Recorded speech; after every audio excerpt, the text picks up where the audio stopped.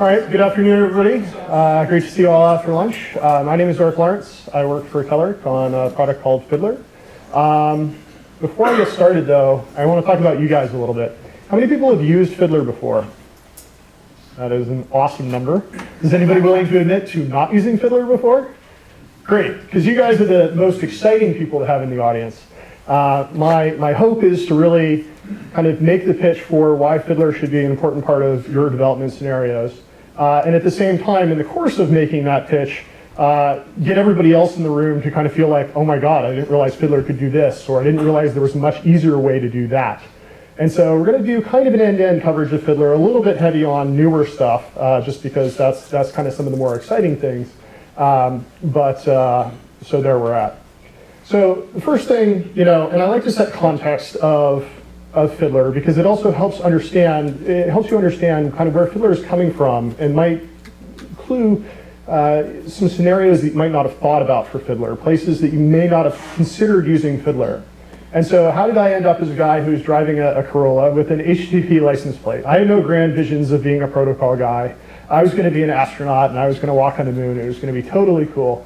But it turned out that I realized around 12 or 13 that I had no particular interest in the things that the other kids interested in astronautics were interested in. I didn't care about stars, I didn't care about the planets, I cared about the technology. And so I kind of pivoted into software. And after graduating from university, I ended up as the newest program manager for the clip art client at Microsoft. And so this was my job, this was my domain, this was the perfect, awesome job. And people in the tech industry kind of made fun of me of like, do you really want to tell people that? But the reality is it was an awesome job because I could tell my parents what I did and they understood it. And it wasn't like, oh, I built the BizTalk XML adapter for blah, blah, blah, blah, blah. I could actually, we had a site, it was very popular. We had about 1 million downloads a day. It was awesome. And the problem is that occasionally, instead of your wonderful pictures of kittens, you would get this, where something weird and bizarre was going on within the client. And the debugging situation at the time was horrible. Basically, your choices were Microsoft Netmon, which Netmon 2 was at the time out, and it was really, really hard to use, and then Visual Studio. And so, I really knew I had to do something when I walked into a developer's office and he was hovering over a variable in Visual Studio and screaming at the tooltip that just kept going away. And I was like, what are you doing? And he's like, well, I'm debugging this HTTP request. And I'm like, no, literally, what are you doing? He's like, well, that is HTTP, or GET in this case, GET space. And so he was actually trying to debug his request this way. And I knew that there was a better way to go. And so, there's this idea in computer science that any problem is solvable if you add an additional level of abstraction. And so for HTTP, that abstraction is actually built into the protocol. There's this notion of a proxy, something that sits between one side and the other side and can see everything. And so I said, I'm going to build an HTTP debugging proxy. And the only problem was I didn't know C# and I didn't know anything about HTTP. But fortunately, they wrote books about both. And so 12 years later, about 35,000 lines of C#. There were 170 release builds. I've written a book about it. I moved cross-country, so at the time, after I worked on the clip art client, I worked on Internet Explorer for a few years. And then I joined Telerik in 2012 when they acquired Fiddler. And you can see the history of the icon here, one of the most controversial bits of progression in history for any given software product. Lots of people weighing in on how they feel about icons. But so, basically, that's Fiddler.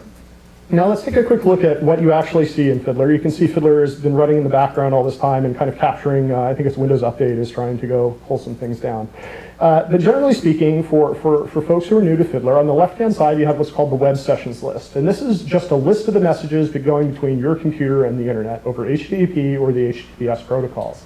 And so, the user interface design for folks who take a look at this might seem sort of familiar. It's kind of like Outlook in 2003, where you've got a list of messages on the left-hand side and viewers for those messages on the right-hand side. That's not really an accident. I was not particularly clever when I laid out the UI for Fiddler. But you have these columns that display information about the requests. And for a long time, these columns were fixed. And so you basically only had what I gave you. Well, in current versions of Fiddler, that's been expanded quite a bit. And so you can do things like right-click and choose Customize Columns and add new columns of information. So if you care about the request method or the size of the request or what cookies are in the request, you can very easily add that as custom columns. And there's this miscellaneous category where you can put in some truly crazy things Like you can do, how many bytes per pixel is the image if it was an image coming back? So you can find images that are not efficiently encoded. You can do things like what's the aspect ratio, or, hey, what are the color balances of these images? So you can find all the red images really quickly and so forth.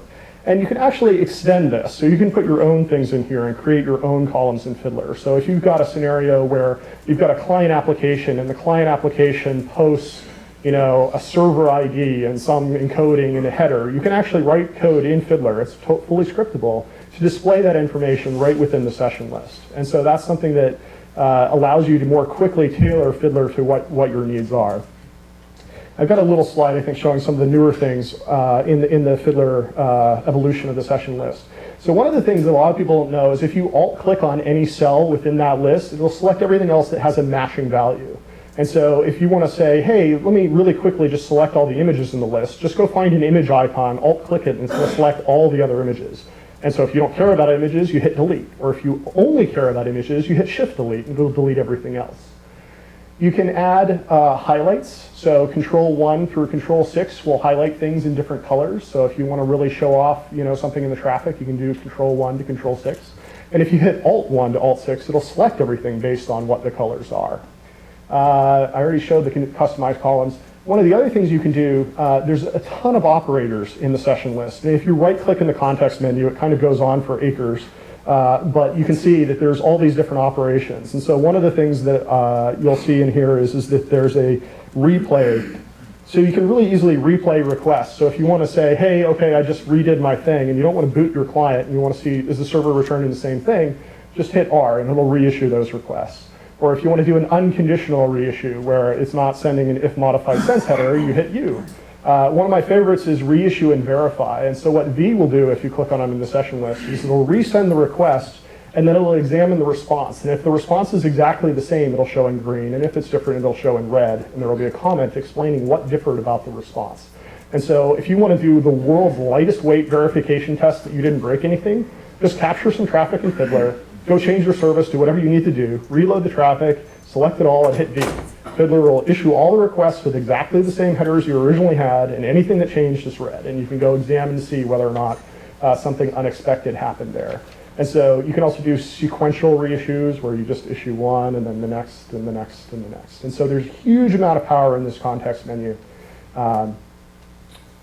And so you can extend the context menu with your own extensions as well. And that's kind of a theme about Fiddler is extensibility. And we'll talk at the end of the talk about some of the extensibility. This is your typical architecture. Fiddler will automatically inject itself between the network stacks of Windows, so like WinHTTP, WinINet, System.net for .NET applications. You can get the Mozilla Gecko network stack in there as well. Fiddler can chain to an upstream proxy, and so you can work in your corporate architectures. You can debug across devices, and so this is a key scenario for folks who are trying to develop things on their iOS devices or their Android devices, where it's kind of hard to get a debugger of any value onto that device. Well, pretty much every device, with the exception, I think, of the older Kindle Fire's, has a proxy setting. And so you just run your Fiddler application on your desktop, you point your device's proxy settings at Fiddler on your desktop, and now your traffic appears in your desktop on Fiddler. And so that unlocks the full power of kind of what you're trying to accomplish, whether you're trying to just capture the traffic for debugging, or you're trying to change the traffic to see how the device reacts. And so I've done this successfully with everything from Chromebooks to WinRT tablets to Windows phones, Android phones, iOS phones, and so forth. It's a little less seamless because you got to configure the device itself instead of having Fiddler do it for you automatically, because Fiddler is not on the device, but it's very easy to do. And then in the worst case, where you can't change the client, where you've got that old Kindle Fire where there's no proxy setting at all, you can actually run Fiddler as a reverse proxy. So you just set it up in place of your web server, and you have Fiddler forward all inbound requests to that web server, and the device doesn't actually know that Fiddler is even there. And so this is useful in the rare case where you really cannot change the client in any way or the client's configuration in any way. In Windows 8 and Windows 8.1 and now in Windows 10, they have this new notion of app containers where they restrict the ability of processes to talk to certain network connections. Well, one of the most common restrictions is you can't talk back to your local computer. That's a problem because Fiddler is a proxy that runs on your local computer. So Fiddler ships with this little WinConfig button in the top left when you click it. it opens a dialog that shows all of the app containers on your system, and you can exempt all of those app containers from that restriction temporarily. If you control-click that button, it just does everything for you automatically. You don't have to click anything else. And so if you're using Windows 8 or later, this is an important capability for debugging modern applications or the MS Edge browser and other things that use app containers. .NET applications may or may not work automatically. So particularly if you're on the newer versions of the framework, .NET 4, .NET 4.5, it is quite likely that Fiddler will just work just like all the other applications. You don't have to change anything. But in some cases, that might not be the case. It might be that you're in an older framework. It might be that your machine configuration is different than the default.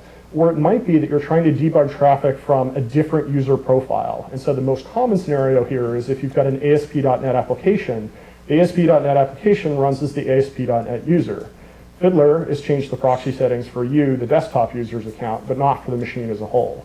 And so by editing the web config or machine config or your app.exe config, you can directly point at the proxy server that Fiddler is running on that localhost loopback. And so .NET applications work like that. If you're using Node, the procedure varies based on which request library you're using. One of the more common libraries has an options object that you can pass in that has a host and port, where the host and port don't actually need to match the URL. And so if you specify the proxy and the host and port, it'll send its traffic through Fiddler. And this is true for most of the things. So if you're using curl or PHP or Go, most of those have some method of either explicitly setting a proxy or otherwise overriding where traffic goes. New in the last 2 years is running Fiddler on Linux via the Mono project. So Mono is a port of the .NET framework. It runs on Linux and Mac. There are very slight differences in the Linux version. So on Windows, for instance, the scripting engine of Fiddler is JavaScript.NET, and on the Linux and Mac versions, it's actually C# as their scripting engine, because the Mono guys looked at JavaScript.NET and said that is an abomination and we're not going to port it. But C# is lovely. And so the scripting engine on those platforms is written in C#. It's pretty close to full feature fidelity. There's a couple of things that are missing. You do have to manually change the Linux proxy settings in some cases, depending on where your applications are drawing their proxy settings for. But this actually works quite well on Linux. The story on Mac, unfortunately, is not quite as great. It was broken for several months because the guys who shipped Mono inadvertently broke an entire API framework, and nobody noticed until too late. But that's now fixed. You can run Fiddler on your OSX machine. Unfortunately, it's still not quite there. For some reason, the UI library on Mac is not as mature as the UI library on Linux, which is a bit of a surprise to me. If you're going to do Fiddler on a Mac, your best bet is to use Fusion or Parallels or VirtualBox and just run a Linux or Windows machine and throw Fiddler on that, and then change the Mac's proxy settings to point into that virtual machine. And that works pretty well. In terms of protocols, Fiddler can decrypt HTTPS traffic, which 10 years ago alarmed a ton of people. It's less alarming now because there are a number of tools that do this. But basically, it works as a man in the middle. It sits between the client and the browser and re-signs the traffic. So you'll see in the, if you fly out the little trust badge here, it'll say, do not trust Fiddler root has identified this site as fidelity.com. And you can see my Fidelity balance there is like $9 billion. That was how I announced to the world that I had successfully done this HTTPS interception. I inadvertently logged into my Fidelity account while someone was in my office, and they freaked out. And they were very sad that I was not going to buy them a boat. So decryption for HTTPS is quite good. And it works pretty much on all the devices. If you've got an iOS device or Android device, you can actually install Fiddler's root certificate on that device, and it'll decrypt traffic. One of the common questions is, oh my God, isn't this like Superfish? Can I hack somebody who's done this to their machine, or is everybody vulnerable? And the answer is basically no. Fiddler regenerates a new root certificate on every machine that it runs on, and so as a consequence, for someone to be able to hack you, they have to have already hacked you. And so it's actually quite safe to do this. I do show a message box like, don't do this except on test machines, but I've done it on every machine I've ever touched. It's really not a problem. FTP, you could do FTP traffic through Fiddler.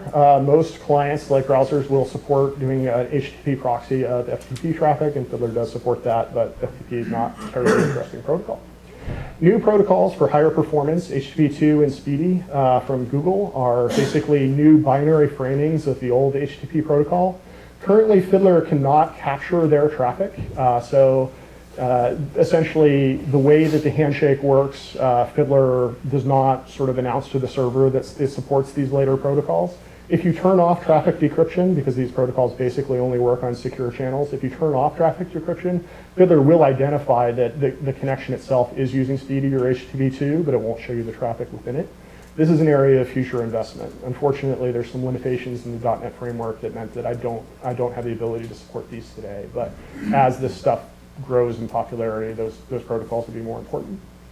While we're talking about protocols, if you've used Fiddler for any period of time, you will periodically get a dialog that says protocol violation, and it'll give you some error message complaining about something that is either tremendously important or sort of pedantic. And so you've got this thing complaining, hey, you're not returning a date response header, or hey, you have to have a fully qualified URL as your redirect. These are the sorts of errors you want to get for your own servers because you want to fix these things. Everything that's in there is in there because at some point, some client somewhere has broken. So I worked in the IE team for 8 years, and anytime I found a server that was doing something that caused the browser to behave in a wonky way, I threw in a check so that you could just say, well, run Fiddler, do you get any error messages? There's a drop-down box basically saying how pedantic do you want to be. There's basic checks, which means it will definitely break something that matters. And then there's extended checks of, well, something might go wrong in the future. And so that drop-down is there, and you can configure how annoyed you want to be. One of the newest features of Fiddler is full support for HTML5 WebSockets. So WebSockets allow a page in JavaScript to open a binary full duplex connection to a server, much like a traditional socket API. Fiddler will now capture that traffic. It shows it in the web sessions list as this little WS, and it's like a little network port icon. If you double click on that, it will open up a WebSockets inspector tab, and that's what's new, showing all of the messages going to and fro in the server. And so this is scriptable, so you can use script to change the messages going across WebSockets. It shows the display, so you can see those messages. New messages will appear. And it will save the traffic. So when you save off your traffic into an archive file, those WebSocket messages are preserved as well. And so if you're using WebSockets in your site, actually I should ask, who's using WebSockets in their site? Or SignalR or other things that wrap their stuff in WebSockets. Okay, so this is becoming a new and more important technology.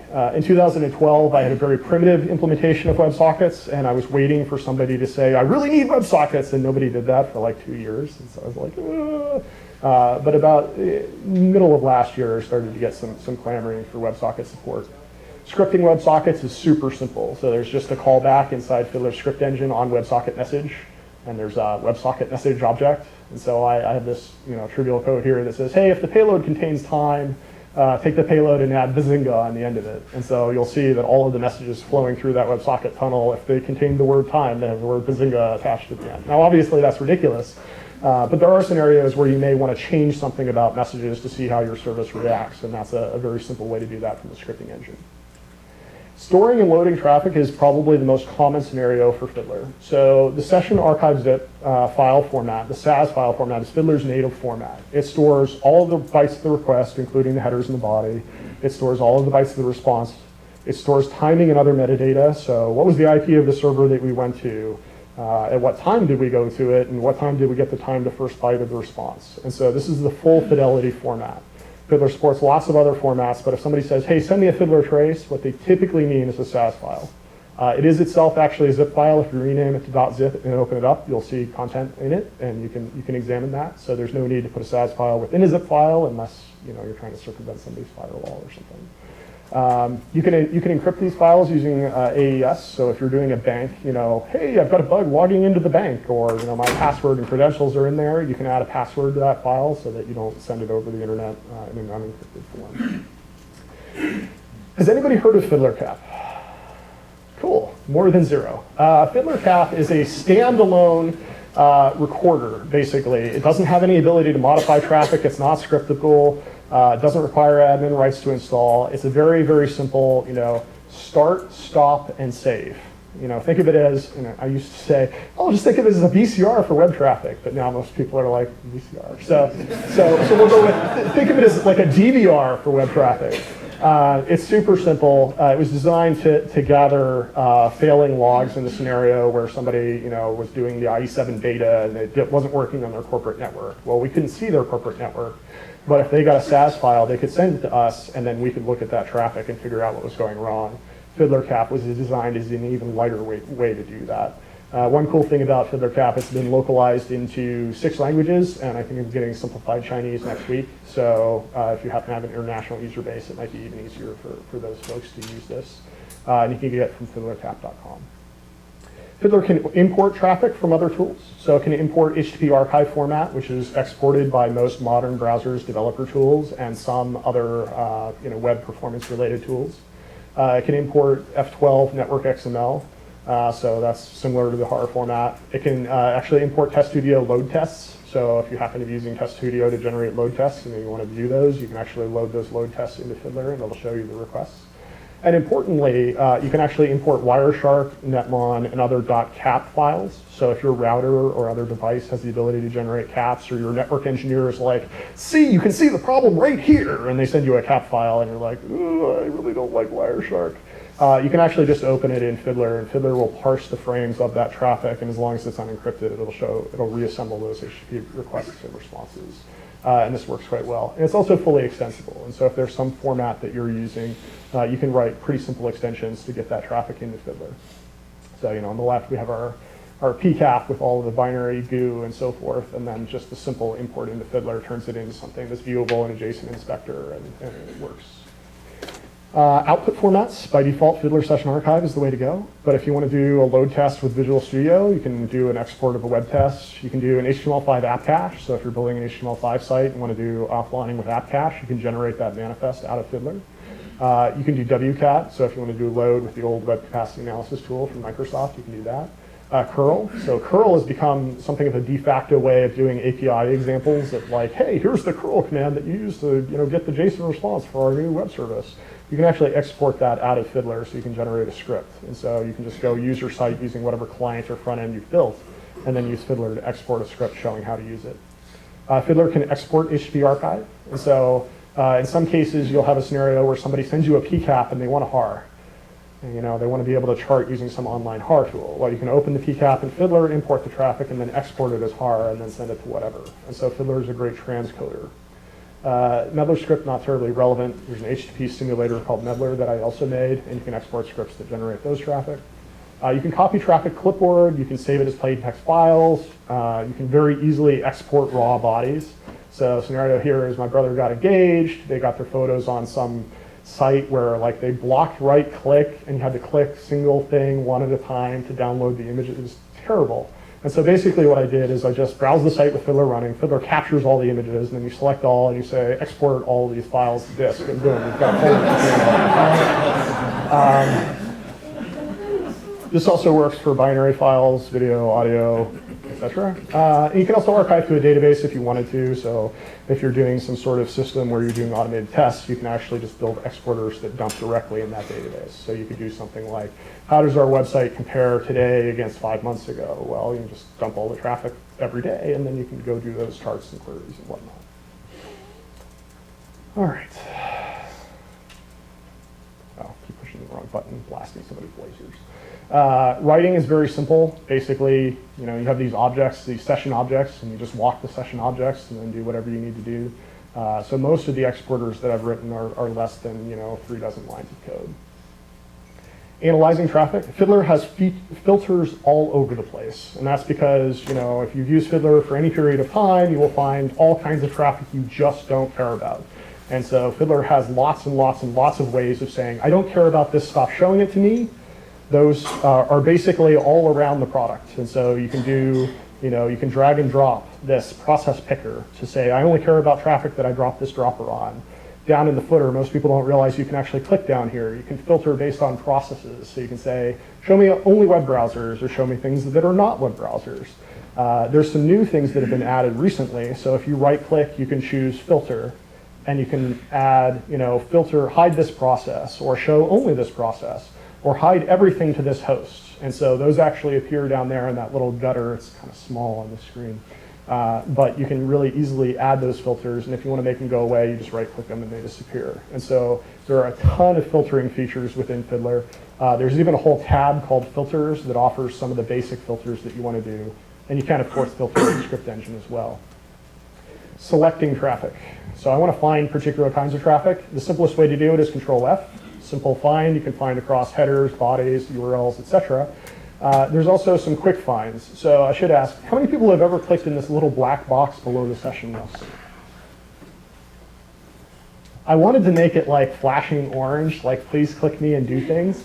I love command line interfaces. This is effectively a command line interface for Fiddler. And so you can, as an extension, add yourself to this, but there's tons of built-in operators. And so I can do things like, I can say equals get, and it's going to select everything that's a get. Or I can say, you know, at, I'm going to get my focus back real quick.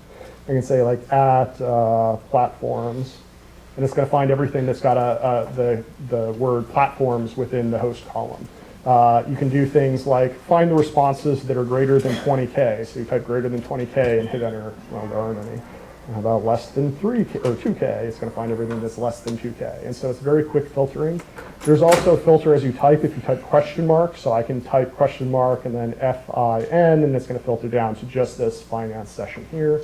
If I hit enter, it's going to jump focus up to that session list, and I can either delete or delete everything except for that really easily. And so if you type help in that box and hit enter, it will show you a list of all the commands that are available. There are a ton of super useful ones. And so if you want to get super proficient with Fiddler, that's the place to go. There are tons of places in Fiddler where you can perform searches. Most of those support regular expressions. Type regex : at the front, and then you can issue regular expression queries against whatever it is that you're trying to search. You can compare traffic, select 2 sessions in the session list, and just right-click and choose compare. The great scenario here is, works on my browser, doesn't work on my buddy's browser, he sends me a SAS file, I load the SAS file, I repro the scenario, I select the 2 things, I right-click, I choose compare, and I see, oh look, he's also sending this additional custom header that his browser extension added. That's probably the problem, and repro problems that way. So traffic comparison on a response-by-response basis is super simple.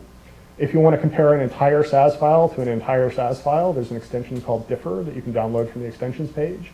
You load one set of traffic on the left-hand side, one set of traffic on the right-hand side, and it'll figure out what's identical, it'll strike those through, and then everything else it'll highlight, and you can very easily examine what those differences are.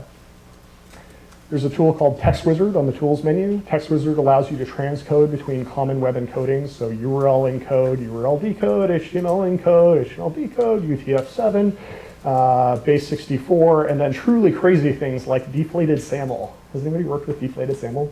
Deflated SAML is a WCF concept that consists of, I think it's XML that gets URL encoded and then base 64, and then gzip and then base 64 encoded.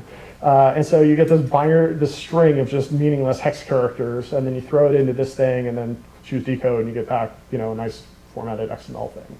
And so this is a very powerful feature. So many people have asked to just get this standalone because they don't use Fiddler for whatever reason, but the transcoder they find super useful. And so we've recently extended this a little bit. So if you're trying to build a client that emulates another client, you can actually even export a C# byte array. And so you can just have your C# byte array and feed it to the server and not have to worry about what the server's actually even doing with it. There's a plugin. The most useful plugin for Fiddler is called Syntax View. Syntax View is a syntax highlighting component that you can use for inspecting requests and responses. It has features like format this XML, or format this CSS, or format this script or JSON. And so there's a tab in Fiddler. I really want you to have syntax view, so when you don't have it, there's a little tab that's like get syntax view with a button that says get syntax view, and you push it, it gets syntax view. The logical question is, why doesn't it just ship with syntax view? It doesn't ship with syntax view because syntax view is like 600K and Fiddler is like about 1,000K, so about a megabyte. So from a size perspective, it's a significant portion, and I'm worried that if I put it in directly, everybody's going to be like, since Telerik acquired Fiddler, it got so bloated, and blah. So I don't know how long that's going to hold, since I believe Fiddler's entire installer is smaller than the installer for the installer for some of the other products. But it's a super useful extension. One of the other things that has been recently added to Fiddler is an improved compression analyzer. And so in browsers, very often, when you're getting responses from servers, you're not getting them in plain text. They've been compressed using gzip encoding. And so, for instance, you can see this particular XML response is 1,200 bytes. If we use gzip encoding, it's going to bring it down to 396 bytes. And so, obviously, you should be gzipping all of your assets. Fiddler has tons of features to help you find content that's not being gzipped and so forth. But it turns out that not all gzip implementations are equivalent. And so Google, about 2 years ago, released a tool called Zopfli. Zopfli, as I understand it, is a Swedish bread product. And so basically the idea is that it does a better job of interleaving data. And so when you use Zopfli to do your compression, usually you'll save some additional bytes. So in this case, it was a trivial 7-byte savings, which brought us from 67% compression to 67.6% compression. But in a lot of cases, Zopfli will save you somewhere in the order of 7% of file size. And so the number of bytes you send across the wire is probably the most important thing in most network performance scenarios. And so using Zopfli is a great way to improve that. Fiddler allows you to very easily visualize the performance improvement by using Zopfli versus other things. Key thing about Zopfli is it takes a long time to do the compression, even though decompression takes the same amount or less time. And so typically what you do is you've got some grunt task or some other task that actually runs over your assets on the server and uses Zopfli to pre-compress them, so you're not spending an additional time serving the assets. HTML5 and font previews. So if you've got a font file or a video file that you have in your web sessions list, you can click over to the Web View tab and Fiddler will generate a preview of that. So for videos, it just shows you the video. For fonts, it'll actually build out a test rendering of that text across different sizes. It'll also tell you whether that font is locked for use only on a certain domain or we can use it everywhere. Images. I got super excited about images about a year ago. If anybody follows me on Twitter, they may have stopped following me when I got excited about images because I started tweeting nonstop about how everyone was doing images wrong and they should stop. And so basically what this came down to was I started looking at how people were using images on the web. And it turns out that a huge percentage of the images on the web are very poorly optimized or just have ridiculous amounts of metadata within them. And so one of my favorite examples is the IETF has a logo, and the IETF logo is 17K, and 12K of the logo is, or 12K of that file size is metadata about the image that basically is just like Adobe editing junk. And so the Adobe tools in particular are notorious for putting huge sections of metadata within images. Logitech had a logo on their homepage that was 70K, and of the 70K of that logo, 67K was metadata. Okay, and you multiply that at 67K out by 10,000 visitors a day, and you're talking about serious, bandwidth that actually ends up costing money, makes your download on mobile take longer, takes up more space in the client cache, and so forth. And so I started to add more and more features in Fiddler to analyze images. And so we've got things around performance practices. So for JPEG, it'll tell you whether or not your JPEGs are progressive. And you want to use progressive because in addition to being faster to download, they typically are smaller, which is, and of similar quality. And so it's not clear to most people how that works, but the JPEG algorithm is utterly crazy. There's chroma subsampling. And so there's this notion of images contain, JPEG images contain a lot of different types of data within them. And you can actually sample that data down for much faster rendering. And so if you've got Internet Explorer, it'll actually offload all the rendering of that JPEG chroma data to the GPU. So it's faster and the file sizes are smaller. And so Fiddler will tell you, is this JPEG chroma subsampled? It'll tell you if there's EXIF data in there or comments. And so my favorite scenario for this one is, I don't know if you guys heard about this, about 2 years ago, John McAfee was like on the run in Belize. He was like fleeing from people that were after him or whatever. And there was an article about him in, I think it was The Verge, where they posted a picture of him like standing in front of some plants, talking to the reporter. So let's go open, I have that image there. All right, so let's see. Star McAfee. Okay, so we have this image here. You see John McAfee is here, talking to this guy while he's on the run and in hiding. What was not realized at the time was he took it with an iPhone camera that tagged it with a geolocation. And so his geolocation is found here. He was 15.6 north, 88.9216 west. And Fiddler actually makes it super easy to go find out where he is. I had some fun with this. There's actually a column in Fiddler's custom columns. Back when I showed you in the beginning, you can add columns. One of them is geolocation. And so you can turn that on, and then you can browse around the web and find people leaking locations that you would not expect them to be leaking. And so if you open a bunch of the Twitter profile images, for instance, it's like, hey, when we were at the pizza place down on the corner, and things like that. Because a lot of things end up shoving metadata into those photos in surprising or unexpected ways. And so Fiddler will show that information for you, and geoloc stuff in particular, it draws particular attention to. PNG images, it'll tell you, like, are there comments, metadata, and so forth. For GIFs, it'll tell you how many frames there are, what's the loops and delays, and so forth. Fiddler supports new and advanced image formats like WebP and JPEG XR. So these are formats from Google and Microsoft respectively that purport to offer smaller file sizes and higher quality. Fiddler now can render those where there aren't native renderers. It effectively just seamlessly shells out to converters that converts them and then loads them back in for display. You can use these in the image view inspector, the gallery extension. You can put custom column info and so forth. If you want to ever copy an image as a data URI, because you're going to throw it in a style sheet or something like that, you can right-click on an image in the image view and say copy as data URI. And the counterpart of this is if you ever have a data URI in a style sheet, and you're like, is this the red dot or the blue dot? You can just copy that string of data : and then GU to your clipboard, and then do edit paste in Fiddler, and it will generate a fake image based on what that data URI contains. And that'll work for anything that's in a data URI, whether it's a CSS file, a script file, a binary image, a font, etc. You can add new tools, and so you can put new things on that. So one of the scenarios I was going to do for that real quick is if we go do, let me see what I saved off yesterday. We'll just do some fancy images. So we've got random images that we've collected, and when you right-click on this, I can send those images off to different tools. So I can say, hey, this is a JPEG. I'm going to send it off to this JPEG analyzer tool that's going to go analyze every bit of data about that JPEG and tell me everything I could possibly ever care about.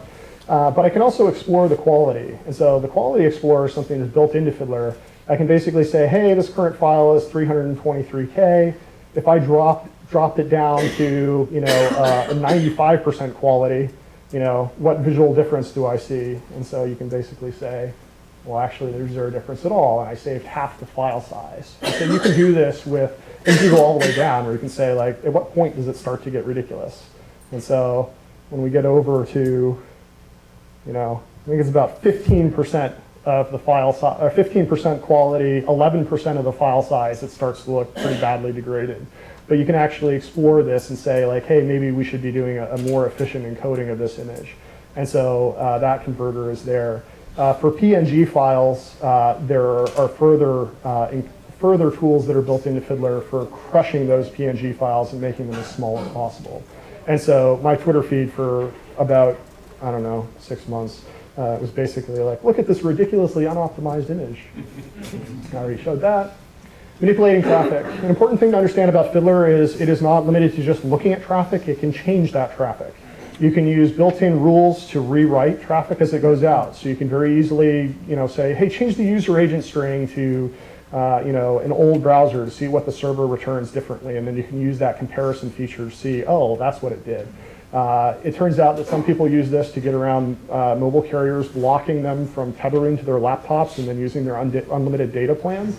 And so they just say, hey, send the user agent string from my phone coming through my laptop, and then they circumvent their data caps and ridiculous things like that. But the key point is that you should never, ever, ever trust anything, even if it comes over HTTPS, because somebody could be messing with that traffic. There's also a host extension. So on the tools menu, there's tools hosts.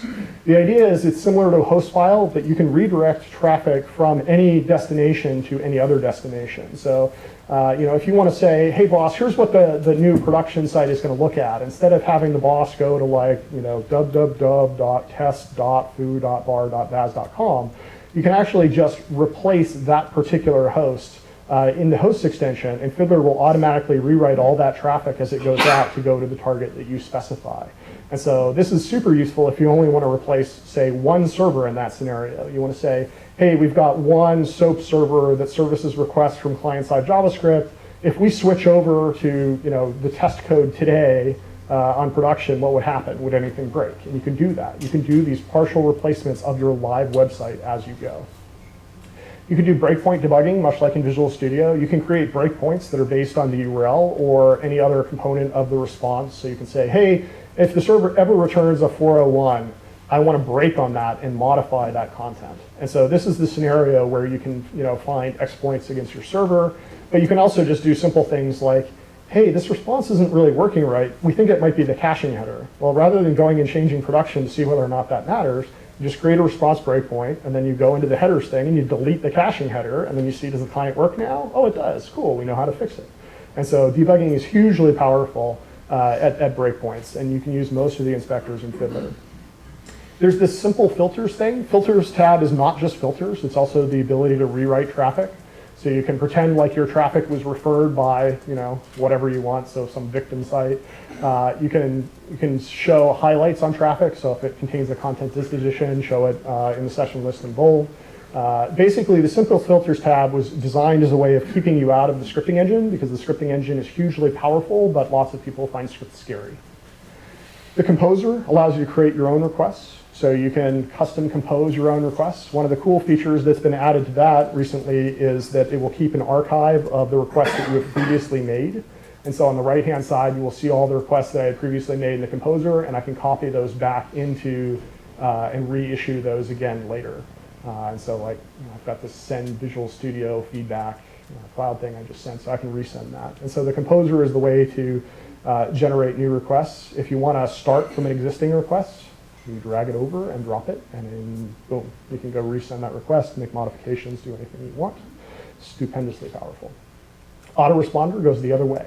You can return to the client any response that you want, whether you've previously captured it, so your buddy sent you that size file with the broken traffic.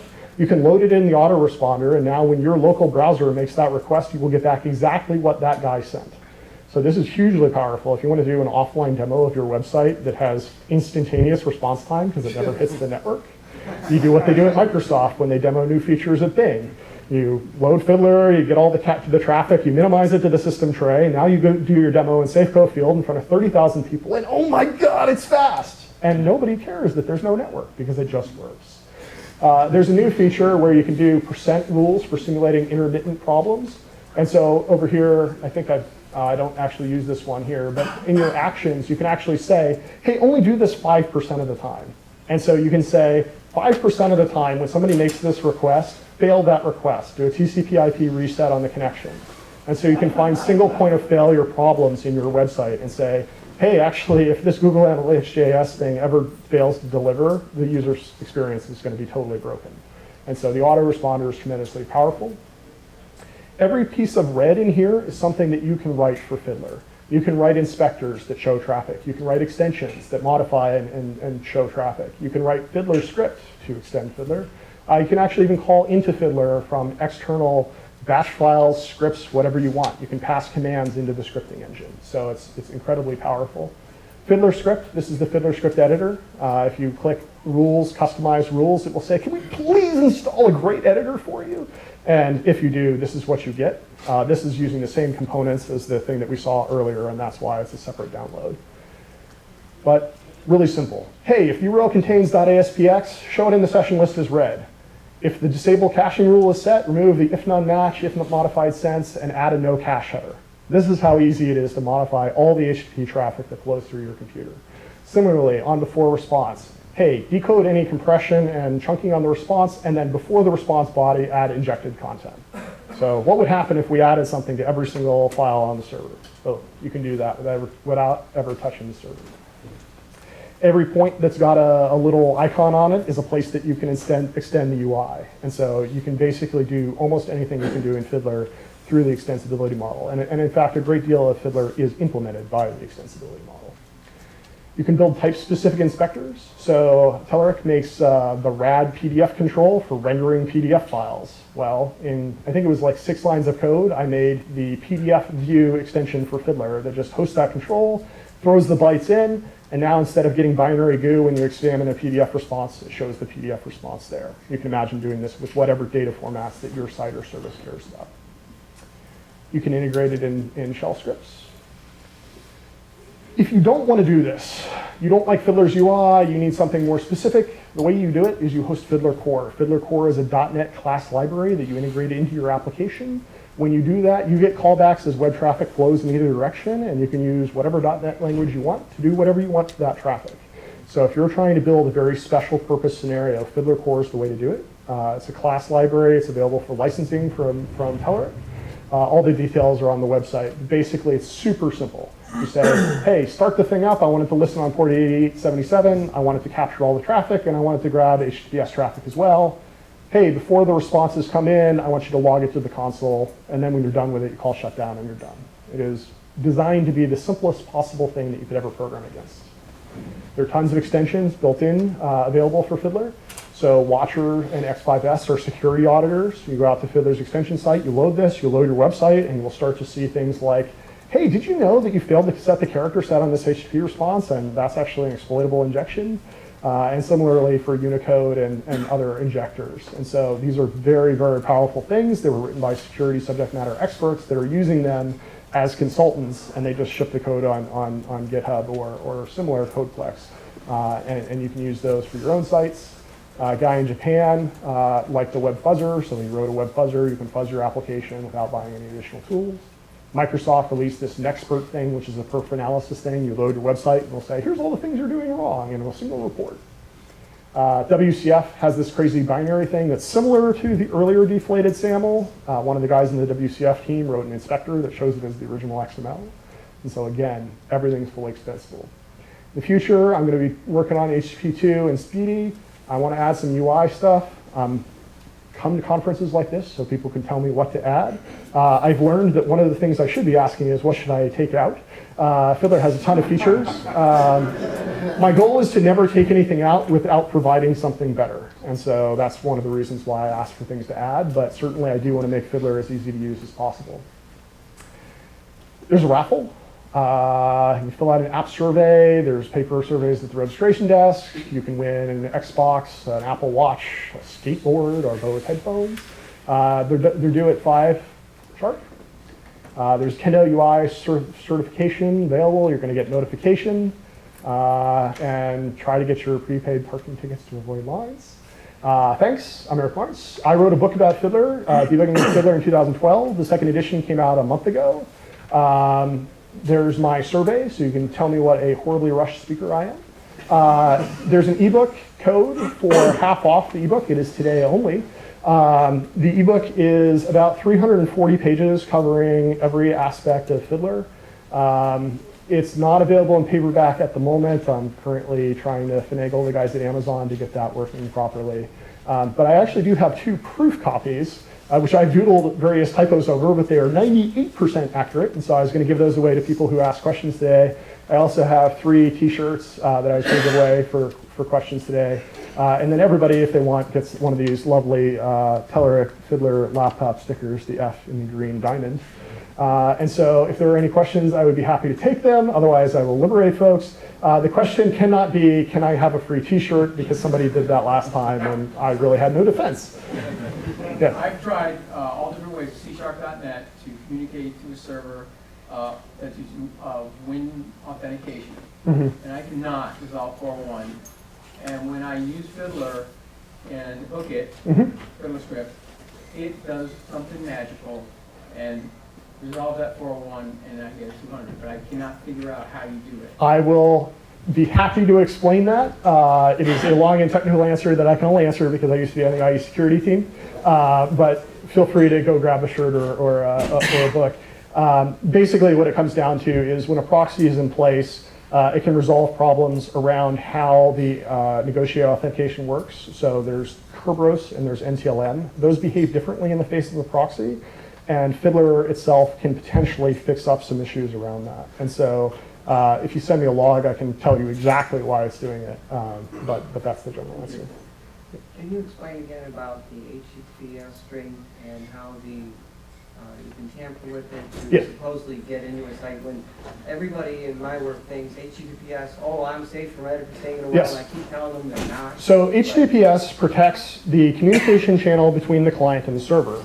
If, however, the communication channel is between a client that is malicious and the server. Basically, you can think of it as HTTPS is an impregnable pipe, but you don't know who's on the other end necessarily. And in particular, you very rarely know who's on the client end.